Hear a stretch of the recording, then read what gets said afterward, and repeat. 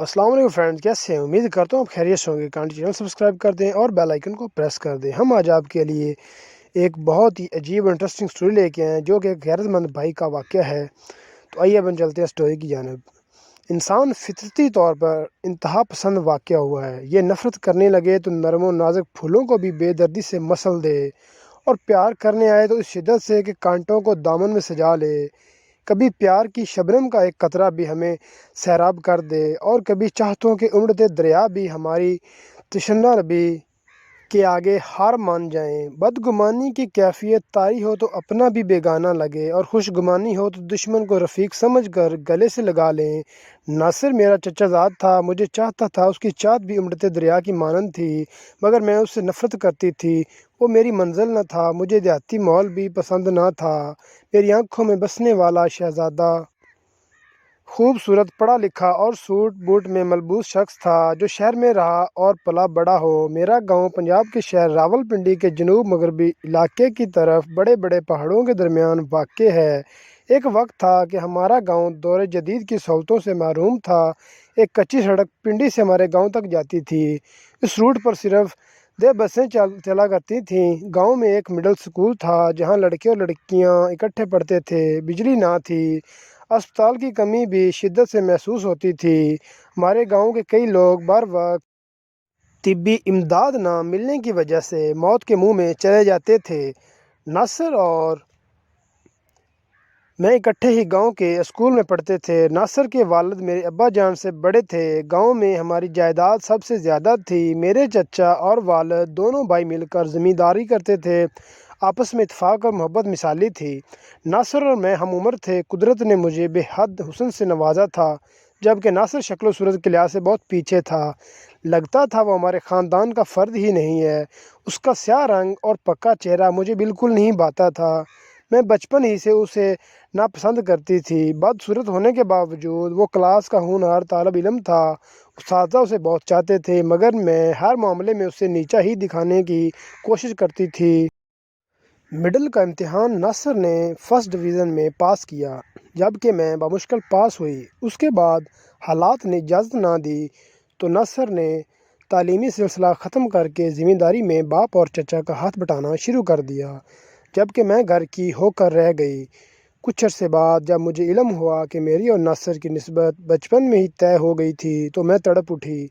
میں کسی صورت میں بھی ناصر کی ہم سفر نہیں بننا چاہتی تھی، مگر اب انکار کرنا بھی میرے اختیار میں نہ تھا۔ پھر بھی میں نے اپنی ماں کو بتا دیا کہ میں ناصر کو ناپسند کرتی ہوں، اس لیے میں اسے شادی نہیں کروں گی۔ ماں نے میری بات نہ سنی۔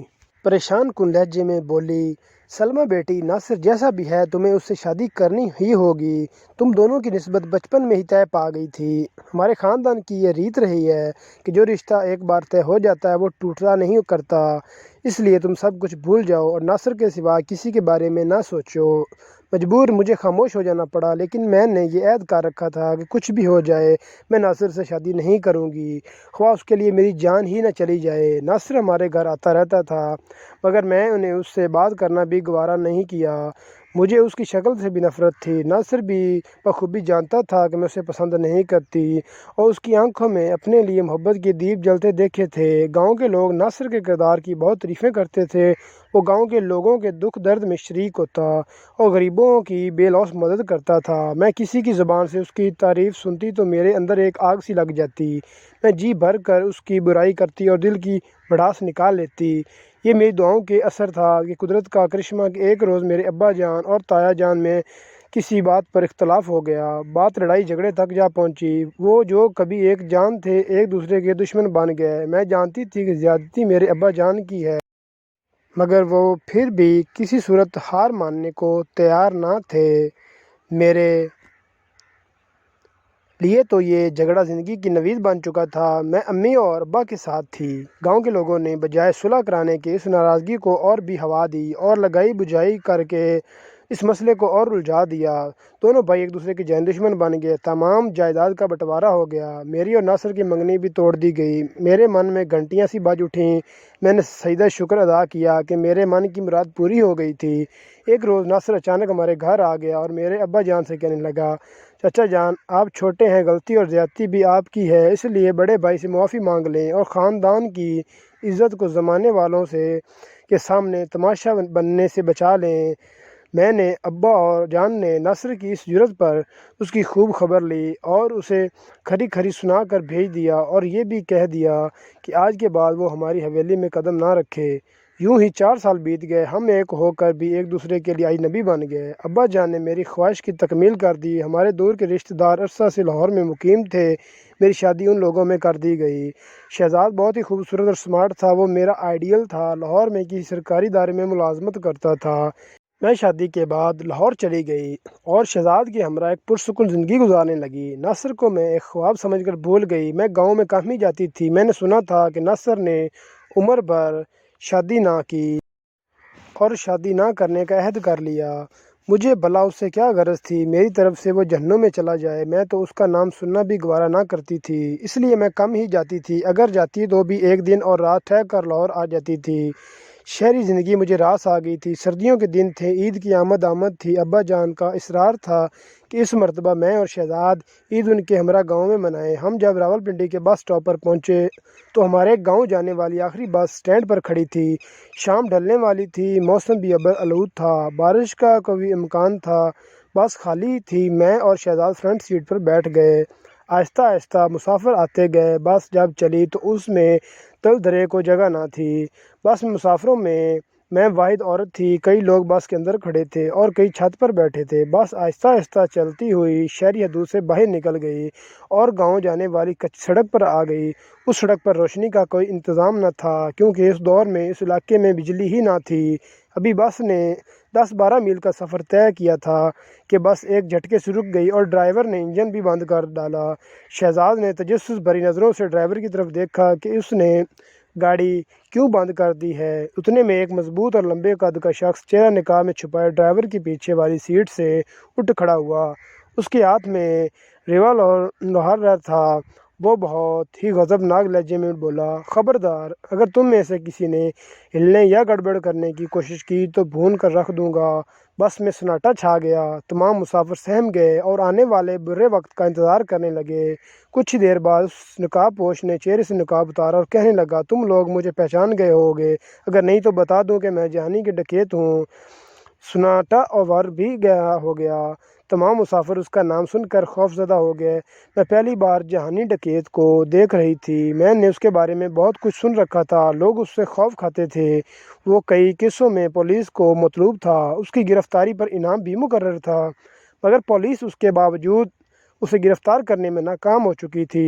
کچھ لوگ کہتے تھے کہ جہانی خود بھی بڑا مظلوم ہے، اسے حالات نے اس مقام پر پہنچایا ہے۔ گاؤں کے ذمہ دار نے اس کی بہن کی بے آبرو کیا تھا، وہ ذمہ دار کا مظاہرہ تھا، اس کا ہر ستم سہتا تھا، مگر وہ یہ ظلم برداشت نہ کر سکا اور گاؤں کے ذمہ دار کو قتل کر کے فرار ہو گیا اور پھر وہ ڈاکو بن گیا۔ جبکہ کچھ کہتے تھے کہ جہانی بچپن میں ہی اغوا ہو گیا تھا، کچھ کہتے تھے کہ اس کا باپ بھی ڈاکو تھا اور یہ سب کچھ اسے ورثے میں ملا ہے۔ نہ جانے اس میں حقیقت کیا تھی، مگر اس وقت ہم سب کو ان باتوں سے کوئی غرض نہ تھی، بلکہ ہر ایک کو اپنی اپنی جان بچانے کی فکر پڑی تھی۔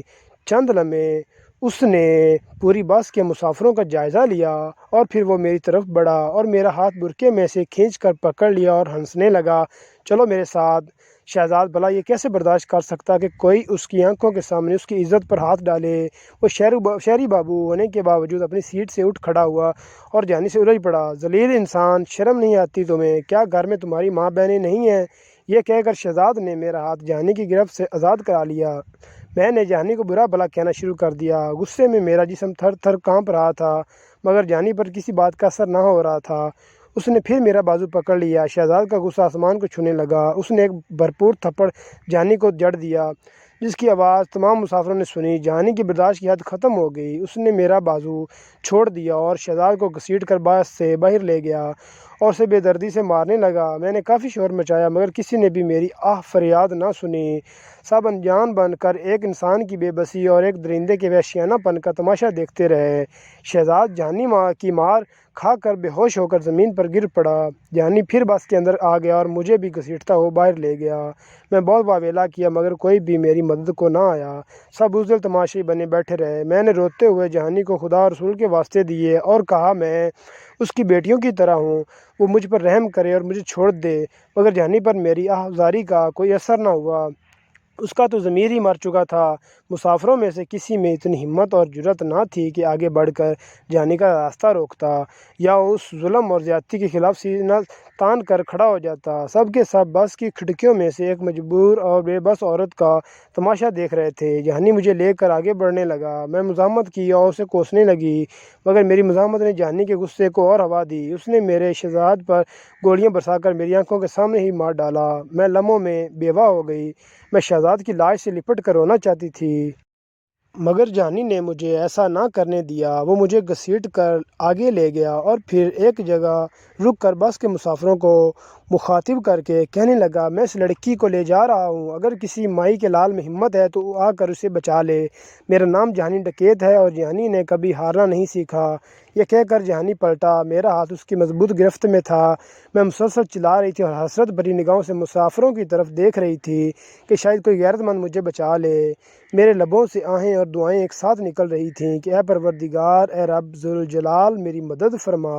شاید وہ دعا کی مقبولیت کا لمحہ تھا۔ خدا نے میری سن لی تھی۔ بس کی چھت سے ایک مسافر نیچے کو کودا اور ہم تک آ پہنچا۔ انہوں نے مجھے جہانی کی گرفت سے لمحوں میں آزاد کرایا اور پھر کسی بھوکے شیر کی مانند جہانی پر ٹوٹ پڑا۔ جہانی اس اچانک حملے سے گھبرا گیا۔ ریوالور اس کے ہاتھ سے چھوٹ کر دور جا گرا اور وہ دونوں ایک دوسرے سے گتھم گتھا ہو گئے۔ جہانی نے اس مسافر کو زیر کرنے کی بہت کوشش کی مگر ناکام رہا۔ اس مسافر نے بھی بہت زور لگایا مگر جہانی اس کے سامنے چٹان ثابت ہو رہا تھا۔ اس مسافر نے اپنی شلوار کے نفے سے خنجر نکال لیا اور جہانی پر پل پاٹ دیکھتے اس نے جہانی کے اوپر دے مارا۔ وہ بری طرح لہولہان ہو گیا اور کچھ دیر تڑپ کر وہ زندگی کی قید سے آزاد ہو گیا۔ اب مسافر بس سے نیچے اتر آئے اور اس مسافر کی طرف بڑھے جو ایک طرف بیٹھا ہانپ رہا تھا۔ اس کے جسم پر کئی زخم آئے تھے۔ وہ کسی قدر اندھیرے میں تھا، میں اس کی صورت نہیں دیکھ پائی تھی۔ مشرق کی جانب سے چاند طلوع ہو رہا تھا، ہلکی ہلکی روشنی پھیلنے لگی تھی۔ ایک دو مسافر شہزاد کی لاش کی طرف بڑھے اور کچھ میری طرف آ گئے۔ میں اپنی کلائی پکڑے زمین پر بے سد پڑی تھی۔ میرے اعصاب شل ہو چکے تھے، مجھ میں اٹھنے کی تاب ہی نہ تھی۔ ویسے بھی ایک کے گرد کافی مسافر جمع ہو گئے تھے۔ میں منتظر تھی کہ لوگ مجھے خوشخبری دیں کہ شہزاد زندہ ہے۔ میں لاشعوری طور پر اسے دیکھنے سے کترا رہی تھی، شاید میں خود کو اس کی موت کا یقین نہیں دلانا چاہتی تھی۔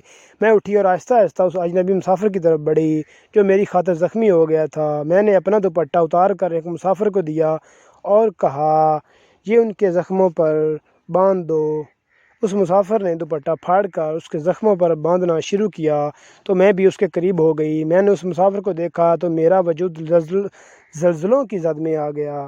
وہ ناصر تھا، میرا کزن، میرا سابقہ منگیتر۔ میں فوراً ناصر کے قدموں میں جھک گئی۔ میں نے روتے ہوئے کہا، ناصر، میں سمجھتی تھی کہ تمہیں مجھ سے نفرت ہو گئی ہوگی اور تم میری شکل دیکھنا بھی گوارا نہ کرو گے، مگر آج جو کچھ تم نے کیا وہ میں زندگی بھر نہ بھولوں گی۔ ناصر نے میری طرف دیکھا اور کراہتے ہوئے بولا، سلمیٰ، عزتیں سب کی سانجھی ہوتی ہیں، یقین کرنا سلمیٰ، مجھے قطعی یہ معلوم نہیں تھا کہ جہانی کا شکار ہونے والی لڑکی کون ہے۔ یہ تو مجھے اب پتہ چلا ہے کہ وہ تم ہو سلمیٰ۔ شاید قدرت کو ہمارا ملن منظور نہ تھا۔ میں قدرت کے اس فیصلے پر شاکر ہوں۔ تمہاری جگہ کوئی لڑکی بھی ہوتی تو تب بھی میں وہی کچھ کرتا جو اب کیا ہے۔ مجھے اس بات کا افسوس ہے کہ میں تمہارے خاوند کو نہیں بچا سکا، شاید تمہاری قسمت میں یہی لکھا تھا۔ یہ کہہ کر ناصر نے میرے سر پر ہاتھ رکھ دیا۔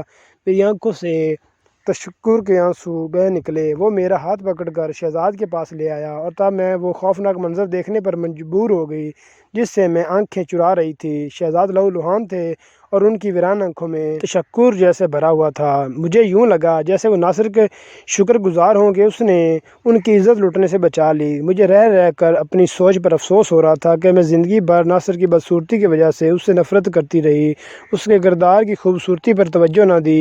آج مجھے پتہ چلا کہ گاؤں کے سبھی لوگ اس کی تعریفیں کیوں کرتے تھے۔ وہ واقعی تعریف کے قابل تھا۔ ناصر پر مقدمہ چلا مگر جلد ہی اسے صرف بری کر دیا گیا بلکہ تعریفی اسناد اور انعام سے بھی نوازا گیا۔ جب ان حالات کا علم میرے والدین کو ہوا تو ان کے سر بھی ناصر کی عظمت کے سامنے جھک گئے۔ میرے ابا جان نے ناصر کے والد سے معافی مانگ لی۔ برسوں بعد بھائیوں میں خود بخود صلح ہو گئی۔ کچھ عرصے بعد میرے والدین نے خود چاہا کہ میری اور ناصر کی شادی کر دی جائے۔ جب مجھے ناصر اور والدین کے فیصلے کا علم ہوا تو ہم دونوں نے ان کا یہ فیصلہ ماننے سے انکار کر دیا، اس لیے کہ میں ناصر کو بھائی بنا چکی تھی۔ میں اس فخر میں رہنا چاہتی تھی کہ میں غیرت مند بھائی کی بہن ہوں، میرا کوئی بھائی جو نہیں تھا۔ تو دوستو یہ تھی ہماری آج کی سٹوری۔ اگر آپ کو اچھی لگی ہو تو پلیز چینل کو سبسکرائب کر دیں۔